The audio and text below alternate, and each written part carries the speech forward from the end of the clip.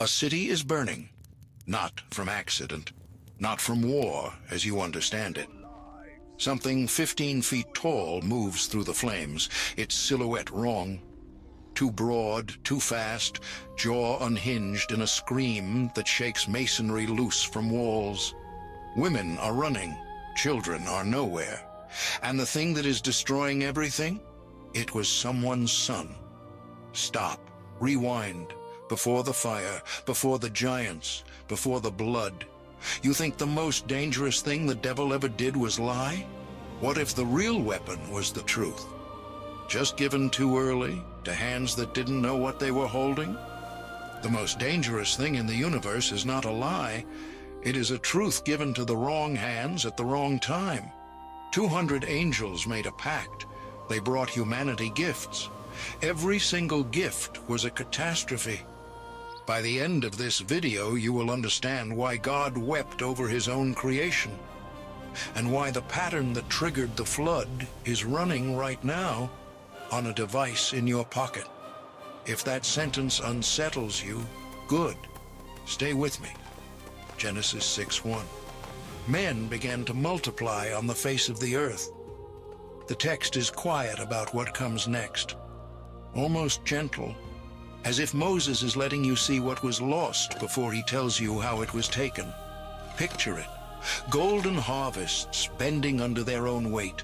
Rivers so clean you can count stones on the bottom. Children chasing each other through meadows that stretch to the horizon.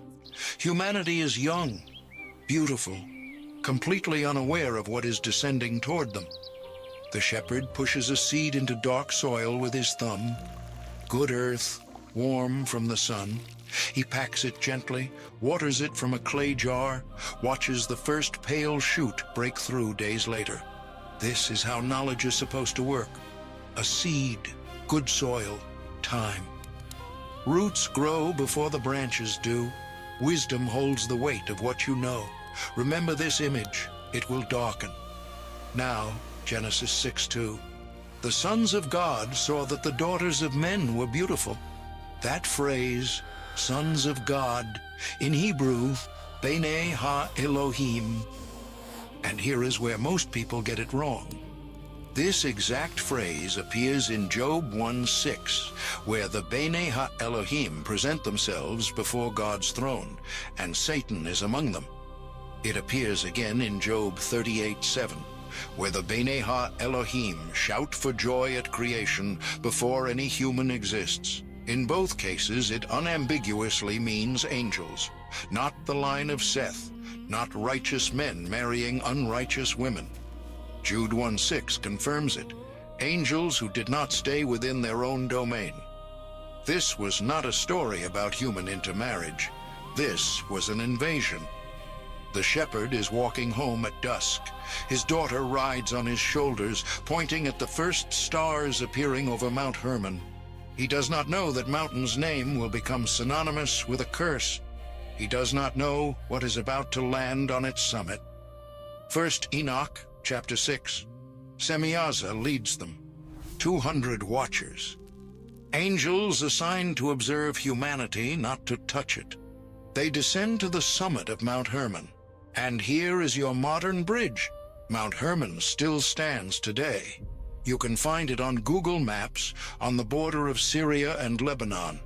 9,232 feet. The locals still call parts of it cursed. The ancient name, Hermon, comes from the Hebrew cherem, meaning devoted to destruction. The mountain was named for what happened on it. They come down like falling stars. The shepherd sees it first.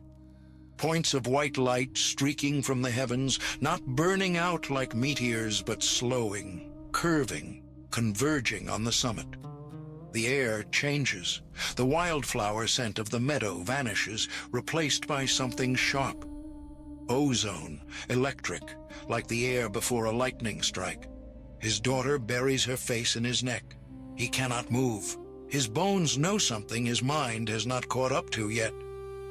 They land on rock, and the mountain hums, not shakes. Hums. A low harmonic vibration that the shepherd feels in his teeth, in his sternum, in the marrow of his bones. 200 figures, terrifyingly beautiful, not the soft-winged cherubs of Renaissance paintings. These are beings of structured light, angular, immense, wings folding inward like collapsing architecture as they touch snow-covered stone. The temperature drops. Ice forms on grass that was warm 10 seconds ago. Semyaza speaks. His voice does not carry through air. It arrives inside the chest like a second heartbeat. We will share what we know. They will love us for it, and we will never be alone again. A pause. One of them, younger, dimmer, steps forward. And if the Most High holds us accountable, Semyaza turns. His face is calm, certain. Then we bear it together, all of us. Swear it. They swear, every one of them.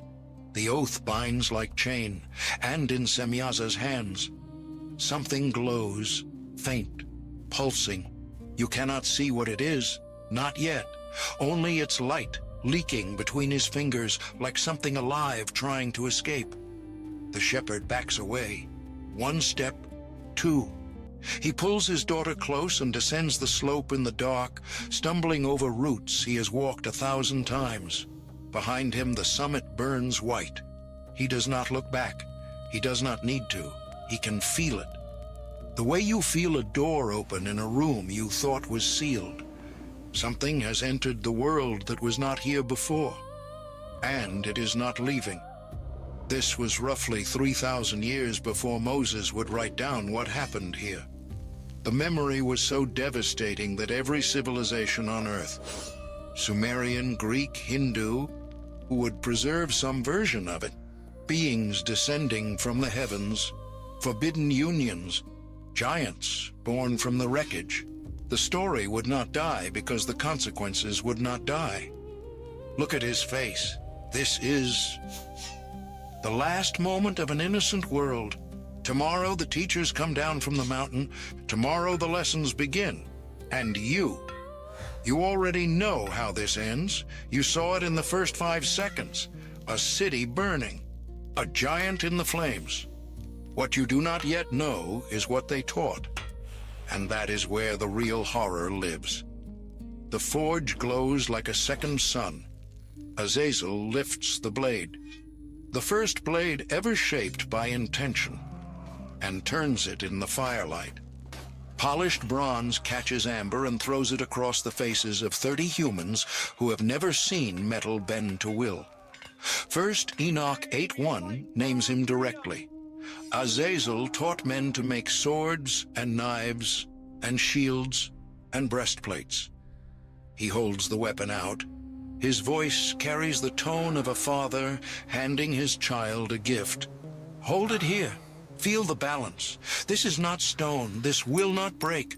With this, nothing can threaten your family again. The hammer rings across the valley. Not thunder. Something sharper. Something deliberate. A young man strikes the anvil, and a sword is born under his hands. Azazel watches and feels something he has never felt in heaven.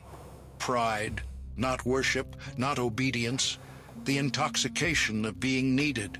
He is not serving God, he is replacing him. Think about the last piece of technology that changed your life. Now ask yourself, were you ready for it? Was anyone? Azazel never asked that question. He saw humans chipping flint and thought, I can do better. The text of 1 Enoch is precise. It does not say he forced them. It says he taught. And they reached for every lesson with both hands. Then comes the second curriculum. 1 Enoch 8:1 continues. And this part no one talks about. The beautifying of the eyelids and all kinds of costly stones and all coloring tinctures.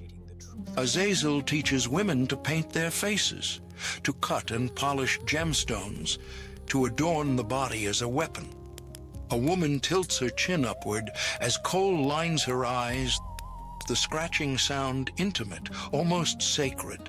She looks at her reflection in a bronze mirror and whispers, "Show me more. I want them all to look at me. I want them to need me. This is not trivial. Do not dismiss it. Vanity is a technology. Desire is a weapon. Bodies become currency. When you can manufacture want. When you can make a man destroy his neighbor for something he never knew he craved. You do not need swords at all. He planted knowledge in soil that had no roots to hold it. The seed grew, but it grew wrong. And Azazel is not alone. First Enoch 8:3 opens the full roster. Semyaza teaches sorcery and enchantments. Barakiel. Astrology, reading the stars. Kokabiel, the constellations. Arakiel, the signs of the earth. Shamsiel, the signs of the sun. Each watcher named, each teaching specific. These were not myths. These were lesson plans. Each angel had a subject. Each subject had consequences. Here is the detail that should stop you cold. The Hebrew word for enchantments. Nakash. Say it out loud. Nakash. Now remember where you have heard it. Genesis 3:1. The serpent. Same root. The enchantments Semyaza taught carried the same linguistic DNA as the voice that whispered in Eden. The curriculum had not changed. Only the classroom had gotten bigger. Semyaza's vessel, that sealed object carried down from Hermon, is open now. Celestial knowledge pours out like water through cracked stone. It cannot be contained. It propagates. Villages that never met a watcher now forge weapons. They learned from villages that learned from Azazel. Knowledge is contagion. It does not need permission to spread. Then Azazel returns to the first village, the one where he lit the forge. He expects gratitude. He finds a body. A young man face down in the dirt, a bronze blade buried between his shoulders. Azazel recognizes the blade. He made it. It was a demonstration piece. The first one. The killer stands 10 feet away, face streaked with coal and ochre. War paint now, not beauty. The cosmetics Azazel taught, worn by a murderer holding a weapon Azazel forged. He kneels beside the dead man. His hand reaches for the boy's face. It trembles. He looks at his own hands, the hands of a teacher. There is no blood on them. Not yet, but it is coming. It is already everywhere. He whispers it to himself. The only honest thing he has said since Hermon, I gave them the fruit. I am the tree. You have watched this happen. You have lived this. Every technology you carry was invented to connect, and it has been used to destroy. Your phone was a gift. What has it become in your hands? How do you unteach a weapon? How do you unlearn a poison? How do you put fire back in the match? You don't. You watch it burn. First Enoch 8:4. And the humans cried out, and their cry went up to heaven. The earth fills with blood. The knowledge is everywhere. Azazel stands on a ridge overlooking a valley of smoke. He cannot take it back. No watcher can. The text is devastating in what it does not say. It never says the watchers forced humanity. Humanity reached for every secret eagerly. That is what makes this story terrifying. The corruption was consensual. And if you are still watching, if this channel is giving you something no one else is, stay with me. Because what the knowledge produced is worse than the knowledge itself. She holds him for the first time, and something is wrong. The midwives step back. The child is too heavy. His bones are too dense. His cry shakes the clay walls. She looks into his eyes, and they are not her eyes. They are older, deeper, like looking into a well with no bottom. But she loves him. She cannot stop loving him. Genesis 6:4, the Nephilim were on the earth in those days. The Hebrew word Nephilim comes from Naphal, to fall. Not fallen from heaven, fallen into earth. Corruption given flesh, given a mother's face to hide behind. The text calls them Gibborim, mighty ones, men of renown. And you hear that word renown, and you think heroes, you think legends. But the Hebrew word is Shem. It means name. They were famous. That is all. Fame is not goodness. The most famous beings before the flood were the most violent beings who ever breathed. Remember that the next time fame looks like blessing. She whispers to him at the evening meal, "Eat slower. There is enough. There is always enough." But there is not. He finishes his portion, then hers, then the table. He is 3 years old, and he eats what 10 men eat. She watches him chew, and she hears the livestock outside, and she knows. She knows. What comes next? First, Enoch. Chapter 7 records what happens next with the precision of a coroner's report.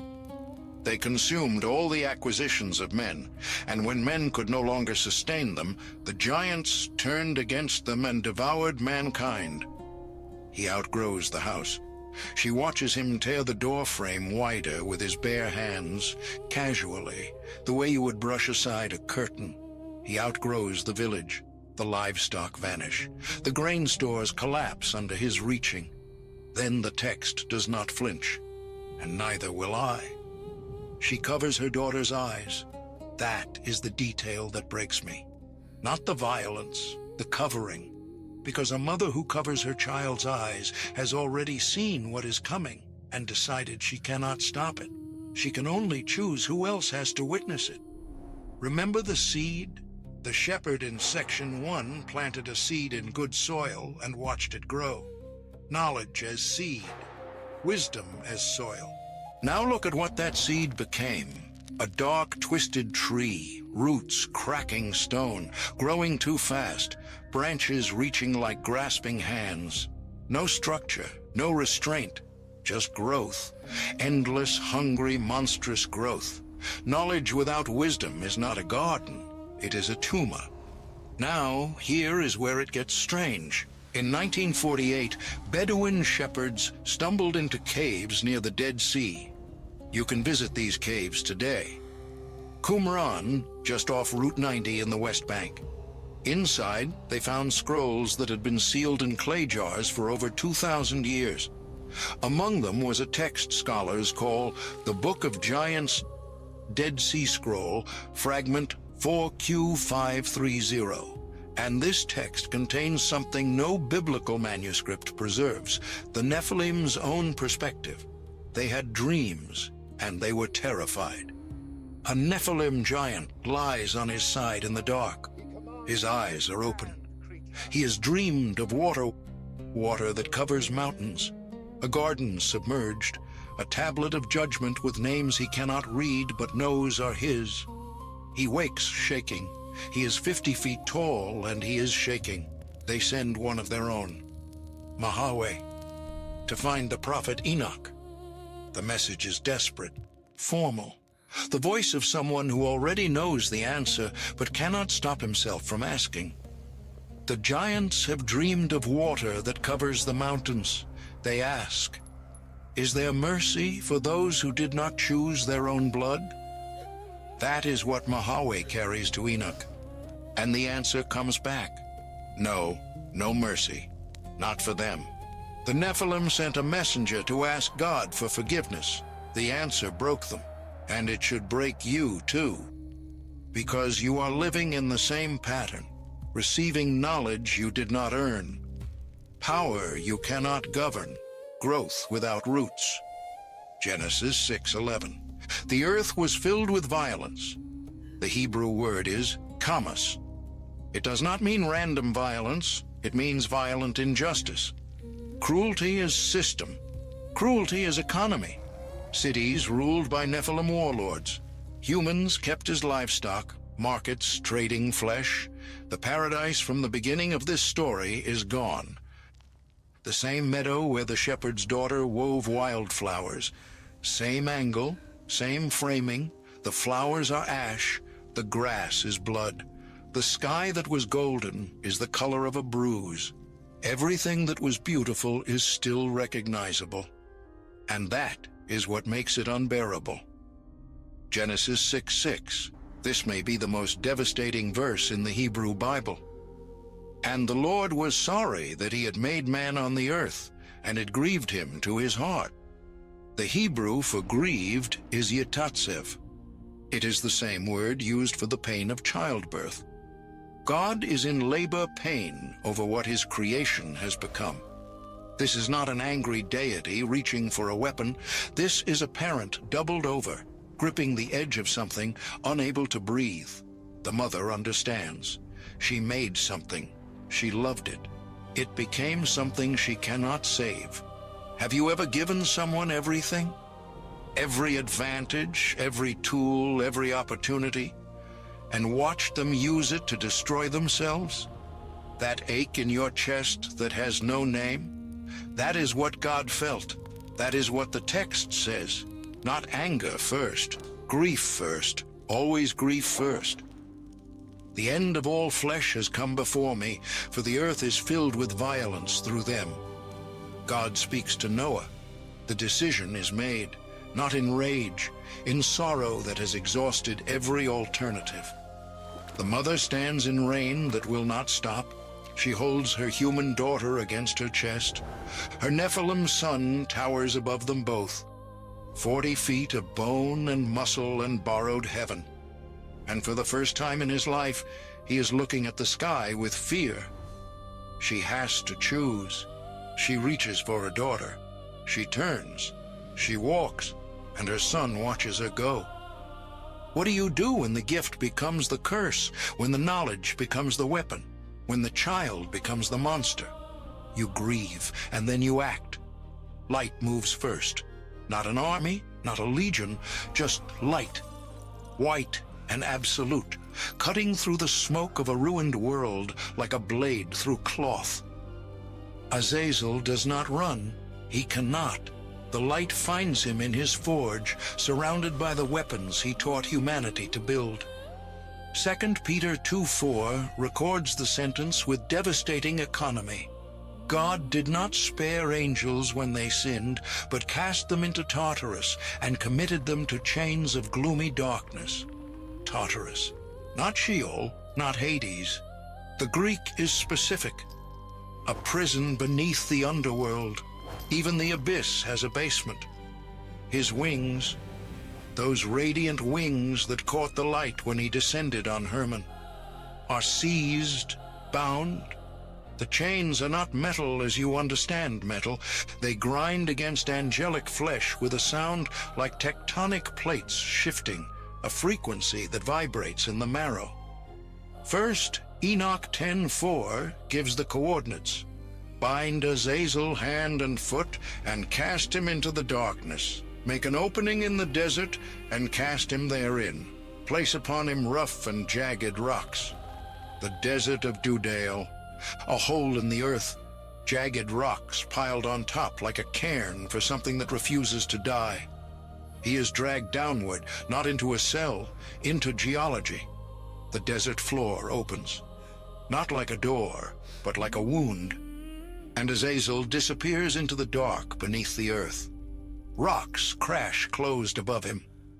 And then, silence. Let that sit, an angel who watched galaxies form. Sealed under rocks in a desert, for teaching metal work, for teaching cosmetics. The punishment tells you the crime was not small. Semyaza's punishment is worse. First, Enoch 10:11 does not give him darkness. It gives him a front row seat. Bind them for 70 generations in the valleys of the earth until the day of their judgment. But first, before the chains, before the dark, the enforcer makes him watch. His Nephilim children, those towering sons born of forbidden union, are turning on each other, tearing each other apart in the valleys below. Semyaza is forced to look. He whispers, broken, not defiant. I loved them. I wanted them to have what we have. The response comes without cruelty, without kindness, just fact. That is why this is your punishment. You will watch what your love made. The cruelest judgment in Scripture is not fire. It is not darkness. It is being forced to see clearly what you chose to ignore. Jude 1:6 seals it. Angels who did not stay within their own domain, but abandoned their proper dwelling. He is kept in eternal chains under darkness for the judgment of the great day. Then comes the water. Genesis 7:11. And you need to hear every word. The fountains of the great deep burst forth, and the windows of the heavens were opened. Read that again. The destruction comes from two directions. The earth cracks open from below. Subterranean oceans erupting through the crust with a roar that shakes mountains, and simultaneously the sky collapses from above. This is not gentle rain. This is the architecture of creation being reversed, unmade. The world is being swallowed from both ends. The Nephilim try to survive. Their size means nothing. A giant who can crush a city wall stands chest deep in rising water and discovers that mass is not buoyancy. They claw at mountains. They climb on top of each other. The water does not care how tall you are. It only cares how long you can hold your breath. Wide shot. The world submerging. Mountain peaks vanishing one by one like candles being snuffed. Then, close up. A single Nephilim hand, enormous, fingers splayed, slipping beneath gray water. Gone. The most famous beings before the flood. The mighty ones. The men of renown. Drowned like everything else. And then, the most terrifying sound in the Bible. Silence. No screaming, no thunder, no cracking earth. Just water. Everywhere. Still. Genesis 8:1 breaks the silence with three words that change everything. But God remembered Noah. One family, one ark, one thread of uncorrupted humanity preserved inside the judgment. Mercy does not cancel justice, it survives it. Now, here is where the story should end. The watchers are chained. The Nephilim are bones at the bottom of an ocean. The world has been washed clean. It should be over. But three words in Genesis 6:4 should terrify you. The text says, the Nephilim were on the earth in those days, and also afterward. Afterward, after the flood. Hundreds of years later, Moses sends 12 spies into Canaan. Numbers 13:33 records what they find. We saw the Nephilim there. The descendants of Anak come from the Nephilim. The spies come back shaking. The giants are still there. How? The text does not fully explain, but that phrase, and also afterward, implies a second incursion, a smaller one, quieter. The seed survived the water. Deuteronomy 2:10 maps the result. The Emim formerly lived there, a people great and many and tall as the Anakim. Like the Anakim, they are also counted as Rephaim. The post-flood world has pockets of Nephilim bloodline, and the text is precise about this. Every major Nephilim settlement sits on a route Israel must travel to reach its inheritance. Hebron, Bashan, the valley of Rephaim outside Jerusalem. This was not random, this was occupation. The corruption has geography, it has purpose. It is sitting on every road that leads to the promise. The enforcer's mission was not complete. The flood killed the giants. But the pattern, the seed found new soil. Now I need to talk to you directly. Not about angels, not about giants, about you. The watchers are in chains. The Nephilim are bones in the earth. But the curriculum survived. Every piece of knowledge Azazel taught is still in circulation. Weapons technology, refined, industrialized, democratized, the weaponization of beauty, an industry worth $400 billion. Sorcery rebranded as self-help, astrology on every phone. The teachers are imprisoned. The textbooks are in your hands. A truth given to the wrong hands at the wrong time. That was the thesis. The Watchers did not bring lies. They brought real knowledge, real power, and it destroyed the world. The knowledge did not die in the flood. It walked out on the other side. More information has not made you wiser. More access has not made you freer. More technology has not made you safer. The curriculum is still open. The question is whether you recognize the classroom. The flood was supposed to end it. It only changed the address. The chains were supposed to contain it. They only contained the teachers, not the teaching. And right now, somewhere in Canaan, somewhere in your promised land, the giants are still standing on the road between you and your inheritance. The question is not whether they exist. The question is whether you will do what Israel did next. A bed of iron, 13.5 feet long, 4 cubits wide. Deuteronomy 3:11 tells you exactly where it was kept. Rabbah of the Ammonites, modern-day Amman, Jordan. You can find it on a map right now. Moses is not telling a legend. He is citing physical evidence, like a museum placard. Is it not in Rabbah? He writes. He expects you to go check.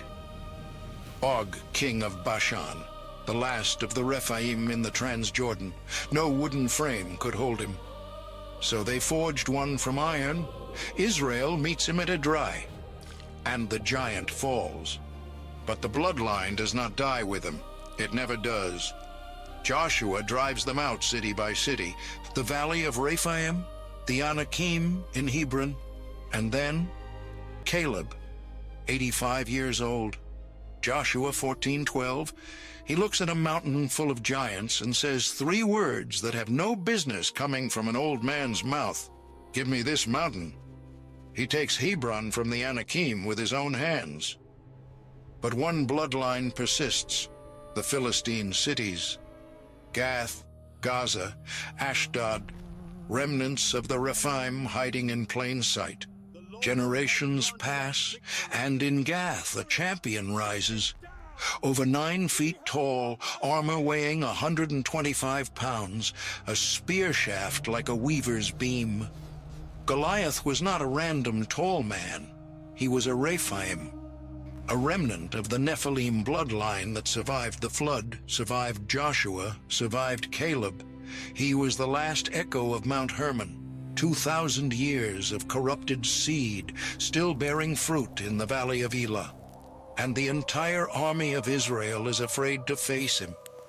A teenager walks into the valley. No armor, no sword. He kneels at the brook and picks up 5 stones. Rabbinic tradition in the Midrash notes that Goliath had 4 brothers. 2 Samuel 21 names them. David picked 5 stones, 1 for each giant. This was not naivety. This was strategy.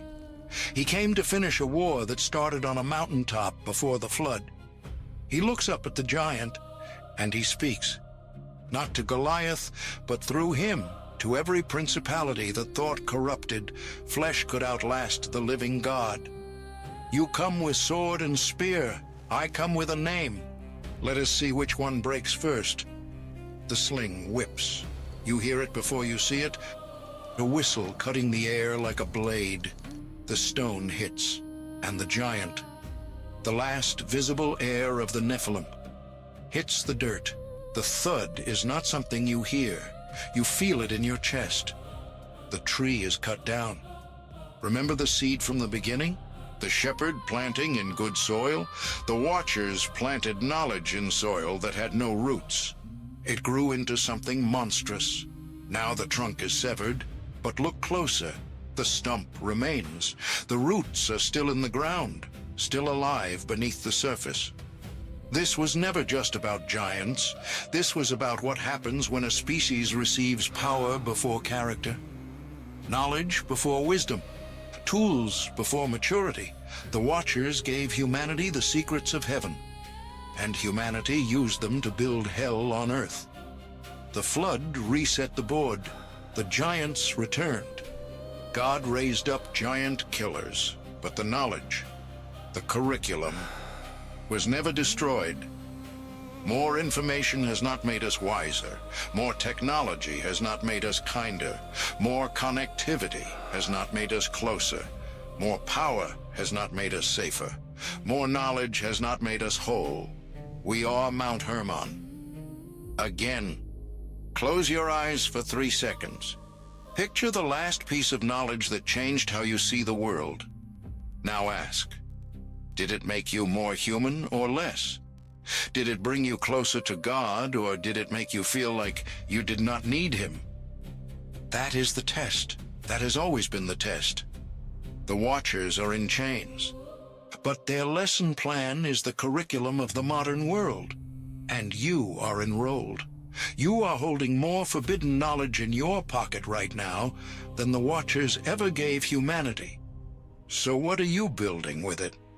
There is a story most people skip in Genesis 14. A mysterious king named Melchizedek appears from nowhere, serves bread and wine, and vanishes. No genealogy, no death recorded. Some scholars believe he was not human at all. That story is next. If you are subscribed, you will not miss it. The angels did not lie to us. That is what makes this so dangerous. They told the truth. They just told it to children, and the children burned the world down. Tell me in the comments, which moment hit you hardest? Was it Azazel recognizing his own blade in a dead man's chest? Was it the Nephilim asking Enoch for mercy and being told no? Was it the 5 stones? I want to know. The question is not whether you have knowledge. The question is whether you have the wisdom to carry it. Knowledge without wisdom, the oldest sin, still running.